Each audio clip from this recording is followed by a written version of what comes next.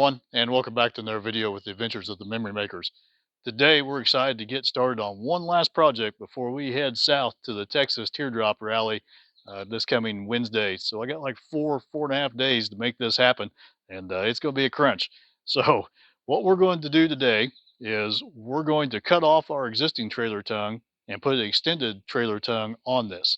And this is something that I've been wanting to do ever since I got the camper. It's something that a lot of owners have already had done or have done themselves. And we're going to do it with just a little bit of a twist or a fold, depending on how you want to look at this. And what I mean by that is we're going to extend this out about 36, 38 inches from where the ball currently sits at now. So I'm going to share a picture with you here of what this looks like sitting in our garage. We only have about 12 inches between the front of our hitch and the garage door right now. So I don't want to go back any further because I don't want to give up that space, but I still want that longer tongue for, better towing, easier backing. And with the folding option that we're going to put on this, we're going to use a folding coupler made by Fulton. And that folding hitch is going to swing back around and lock on the side of the frame back here when I get done. And what I think, one of the benefits of this is going to be is theft deterrence. If someone's driving down the road and sees your camper sitting there and they look and there's no tongue on it, well, obviously that's something that they've got to deal with before they can haul your camper off. They're going to have to chain it up, let it bounce around back around their hitch. They're going to have to find some way to get that hitch undone, get it locked back in place, hook up so they can drive away. All that takes time, and time to a criminal is more opportunity to get caught. So if they want it bad enough, they're still going to get it. But at the end of the day, what you can do or what you want to do is just make your camper or trailer as hard as possible for them to steal. And this is going to be one more step that they're going to have to deal with. So really, like I said, really excited to get this going. The tubing on the trailer A-frame part itself is 2 inch by 4 inch. Well, they don't make a folding hitch for 2 inch by 4 inch square rectangle tubing. They do make it for 3 inch by 4 inch, and it's rated to 7,000 pounds. And that ought to be more than adequate to carry the load of our little 2,000 pound camper back here. And where I got this idea from was several of my customers have big bass boats. One of them is sitting on a triaxle trailer with that folding hitch. And every time I'm over there working on their house and I see that boat sitting there, I think, I want that folding hitch. Well, by golly, we're going to get that folding hitch one way or the other. So, rain's coming. I got to hurry. We've got a lot of work to do. And I'm not going to do this as a DIY project, and show you step by step because every camper is going to be different. But this probably is going to be on the scope of most people's DIY capabilities. But I'm going to share the information with you and definitely show you the finished product so you can see it. And if it's something that you're interested in, you can reach out to a fabricator or someone and have this, done for you because I think it's going to make a big difference to the overall usability and storability and, theft deterrence of the camper. And if you're wondering what the big blue blanket is behind us, we've been busy this year here in the shop. It's been a long winter and we haven't had a chance to ski because there hasn't been any snow. So we've been busy working on the campers and we've done a lot to the camper and we're just not quite ready to reveal all of that yet. So if you're curious what's hiding underneath that, click that subscribe button, smash that bell. As soon as that video comes out, you'll know about it. So I got a scoop. Got to get this thing inside.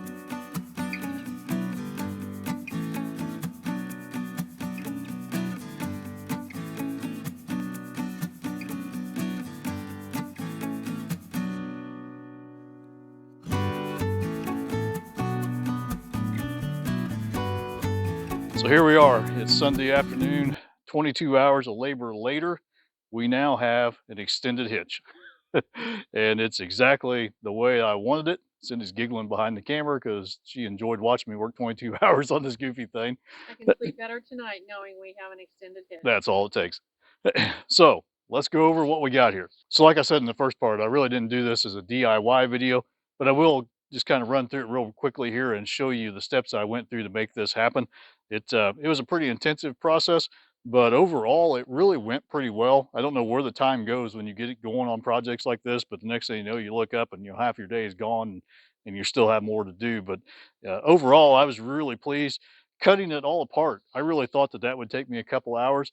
I was done in 50 minutes. I was ready to start putting stuff back together that quickly. So, it could have went a lot worse, but overall, I'm really pleased with how it happened. So the first thing I did, obviously, was cut the old tongue off. So this was originally attached right here. So you can see all I added to the overall length of the tongue is this section right here. So it came out to almost It's a little less than 3 inches of overall length extended when the tongue is folded back. And that's the really neat part, because these campers are so nice because they can fit in a regular garage door opening, most, depending on how your garage door is framed. But if it does fit in the garage door, the last thing that I want to do is screw something up and prevent it from going back in that garage, because I've said that over and over again. It's just so important to keep these things inside when you're not using them. So first thing I did, obviously, was cut this off. Never liked it anyway, so done with that. And then this is where it got a little interesting. So the original 2x4 box, rectangle box tubing that they built the camper out of, came together at a point underneath this. So there were two, that's actually this side, but it probably won't sit. Yep, so we'll just flip them around. So they came together like this, but so what I had to do was this real long cut from top to bottom to section this out enough to get this tube to slide all the way back to the new cross member that I put in. So these were actually flipped over. This was the weld that held on the lug for the safety chains. So that took a little cutting with a reciprocating saw and an angle grinder, but it really came out better than I was expecting, because the reciprocating saw made a nice straight cut, came right up to the underside of this plate here, which allowed me to retain this plate. And then I'll show you pictures. You can't see it now because I've got everything back together, because like I said, we're leaving here in 2 days for Texas. So there is a piece, I call it a stub right here, that goes from this point back to a horizontal cross member that I put in between the two factory frame rails, one on each side here. And I did that because, in construction, I live by the rules of three. Anything structural needs 3 points of contact. So when I do trailer work like this, I carry that same principle over. I've seen people add on to these trailers and just stub on from the front right here and stick a 3-foot piece out. Well, all your stress is focused right there at that attachment point. And I want to move that stress point back and spread it out amongst as many points as I can to increase the amount of strength in the overall setup. So this stub actually slid back underneath this plate and ties into this new horizontal cross member that I'll show you there in the picture. Now, the one thing that I wasn't counting on and never even thought about this was the original plate had those 3 bolt holes, 2 here and 1 here, that held the A-frame jack in. And I got a picture of that shows there's they pressed that hole down through and then they threaded it so that there was probably about a 1/4 inch of threads for your threads to hold that A-frame jack in. Well, they actually stuck out below this plate right here. So when I went to slide my stub in, the first thing I did was hit that. So it took a little work to get that threaded part removed, so I had a nice smooth slide to go in underneath this. And then it was just a matter of getting my stub section in here, my cross member in, getting those welded in. I did take the bottom plate section off down here just to have more room to weld, and then I put that back on once I got it all done. That also allowed me to get it cut out a little bit easier, and it was only held on with just a couple welds front and rear, so that was not a big deal there. So once I got the stub part and all this framed in, I got to looking and I saw that hole right there in the top of that plate, and it just drove me nuts. So that led to that hitch socket being inserted right there, which then led to a little add-on that we were going to have. I just wasn't quite sure how I was going to do it, but that setup right there for what I use it for is awesome. I love that. That is just slick. So one of the nice things about having the original hole from the A-frame jack still in the trailer tongue when I got done with it was it drove me nuts. I looked at it and I saw that big hole still in the top of this plate right here, and I just couldn't stand the looks of it. So I got digging around the shop, and what I found was an 1.25 inch hitch socket receiver, and it was about a 6-inch length. I looked at it, I looked at that tongue, and I said I can make that work.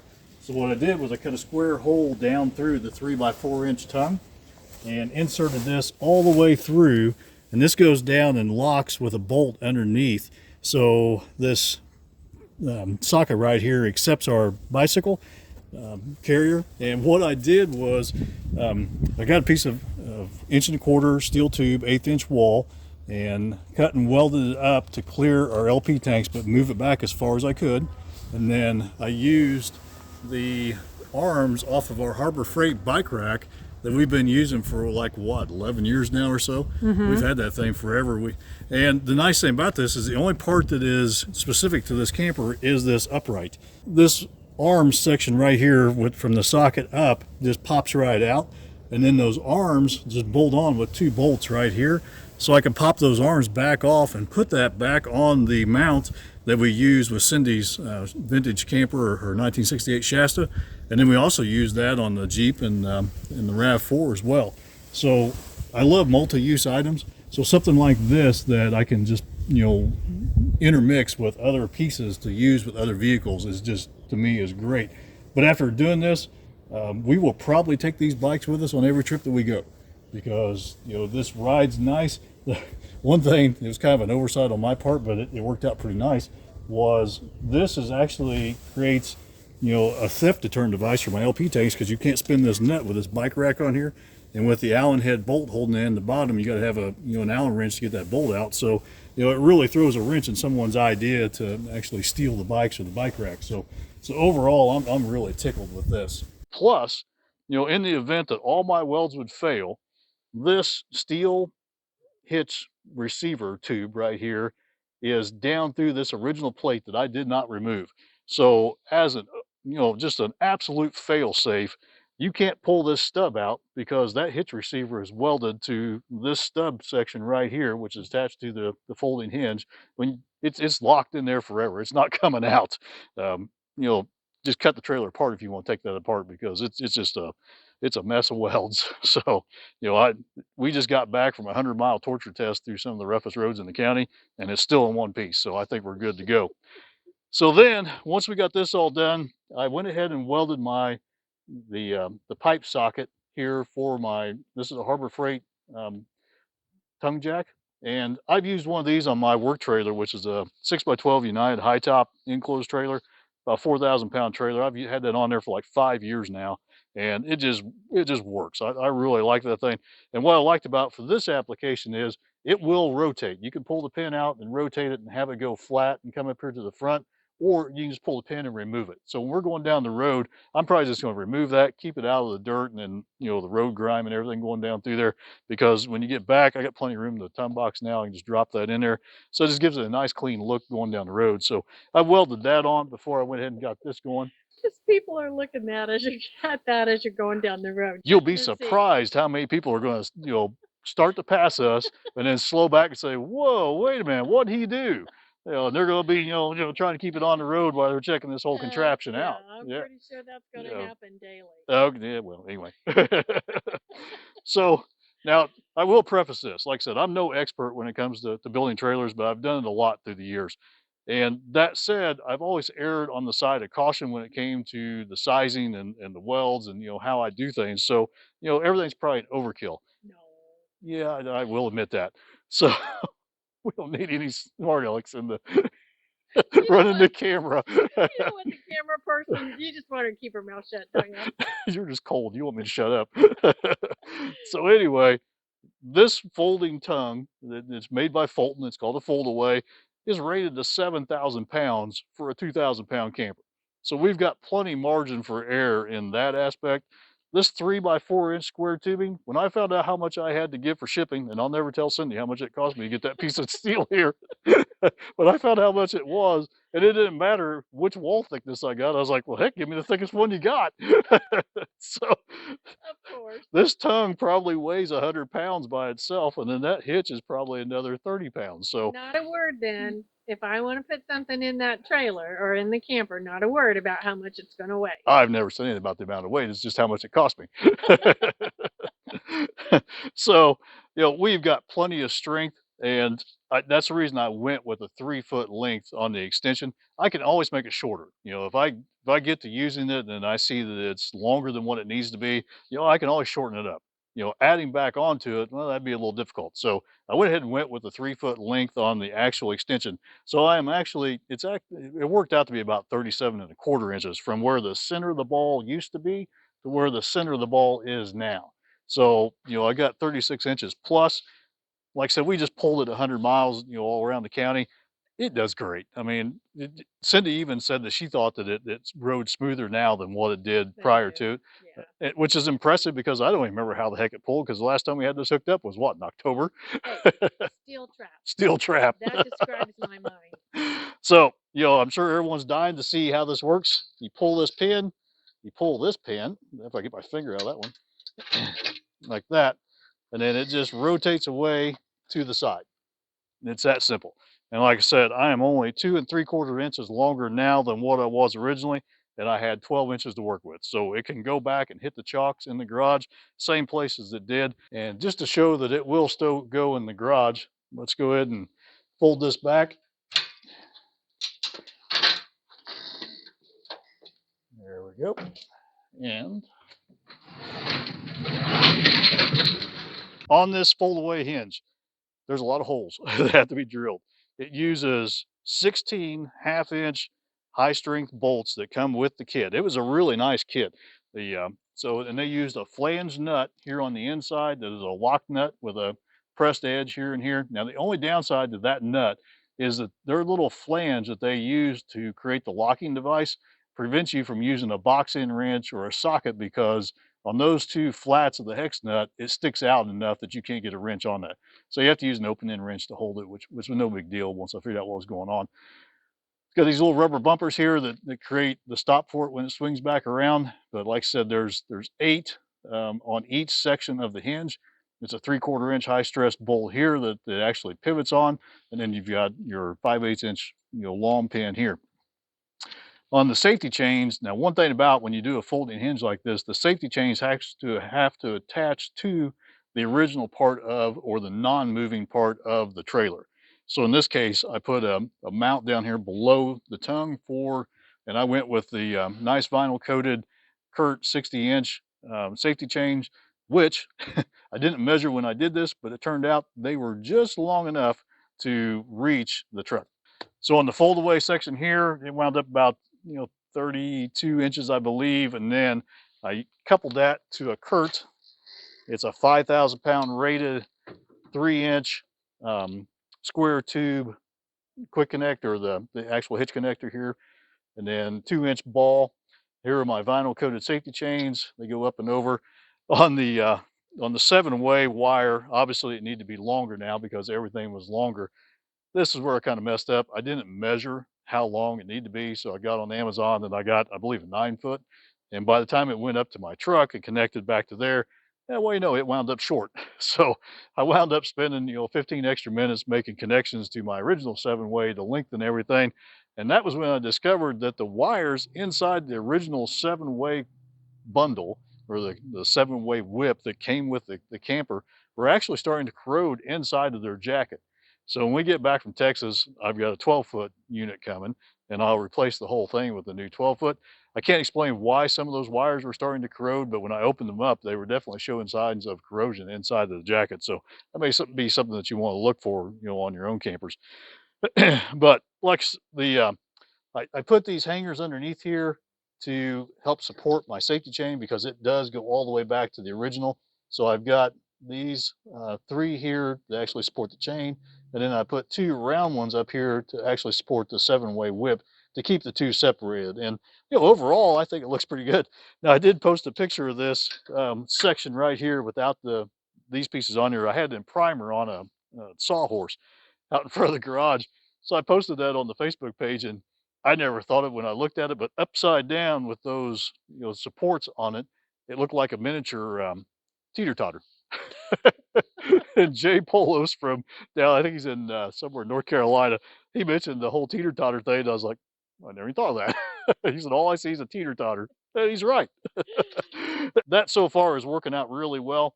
The safety chains, with that vinyl coating on there are a little stiff, but like I said in the original part, if you have this folded back and locked out of the way like this, and somebody drives by your camper and sees that there's no hitch to hook up to, and the safety chains really are tucked back out of the way, you know, it just becomes another deterrent to someone stealing your camper. So not only can you still get it in your garage, still close the door, you now have a 3 foot longer hitch to aid you in pulling. In this case, it helps us with our bikes. It backs up a little bit easier. Now the turn radius does increase if you do this because it's a longer length. So when you go around the turn, it's going to swing more to the inside of your turn. So you need to watch your right hand turns closer. But, all in all, a longer trailer just usually is a little bit easier to pull than a really short couple trailer. But like I said, if you have this swung away back like this and you've got it locked back there, I'll use the safety chains and a padlock around the frame to lock that unit back. That's just another layer of protection to help prevent your camper from being stolen. So overall, I am tickled to death. It was 22 hours of long work, long labor because I still work a day job. So I was doing that in conjunction with everything else. It was a lot of hard, down on the ground. You know, there's one I like to weld. I don't like welding above my head. So I was laying underneath here, sparks raining down on me. It was just a good time, welding underneath this thing. But the way it is now, I'm just tickled. The bike rack works just it just works. I mean, that really was pretty slick there. The uh, I don't know what else I could say. It wasn't cheap. I will say that. But if you're trying to achieve a longer tongue and you still want to get it in your garage, this is one way to do it. So, what are you giggling about now? Nothing. No longer. The longer tongue. We need a meme. Like a lizard. Like a lizard. Okay, moving on. Okay. Okay, let's wrap it up. So there is an elephant in the room. It's not Cindy wrapped up in her her downhill ski jacket. It's cold out here. It's cold. So the blue towel or the blue blanket, I guess it's actually a blue moving blanket, is still on the front of the camper. And if you're still watching at this point in the video, that means you probably either don't have anything else to do or you're just curious to see if the wind's going to blow it off so you see what's underneath the blue blanket. They probably didn't even notice it. Maybe not. So tell you what, you just want to let the cat out of the bag? Sure, I think, yeah. Just let it rip. Just of course, yeah. Show them what you got. Show them what you got. Go ahead, count it down. 5, 4, 3, 2, 1.